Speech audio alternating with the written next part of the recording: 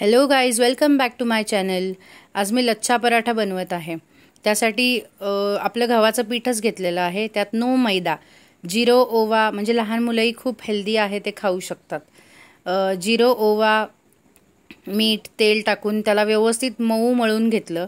त्याच्यानंतर असा लाटून घेतला। असं लाटल्यानंतर त्याच्यावर कोथिंबीर थोडीशी टाकायची आणि परत थोडंसं लाटायचं किंवा हाताने दाबायचं।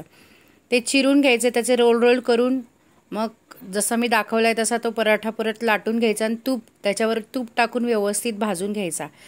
तो पराठा तुम्ही तुमच्या कुठल्याही आवडीच्या भाजीसोबत खाऊ शकता किंवा मुलांना जर चपाती नको असेल, असं सारखं सारखं म्हणत असेल, काहीतरी फॉर अ चेंज त्यांना द्यायचंच असतं आपण, म्हणजे त्यांना नवीन काहीतरी वाटतं, मग ते आवडीने खातात। तर तुम्ही हा पराठा देऊ शकताय त्यांना। बघून घ्या कसा बनवलाय कसा नाही। जर तुम्हाला आवडला तर नक्की मला सबस्क्राइब करा, इंस्टाग्रामला लाईक करा, शेअर करा।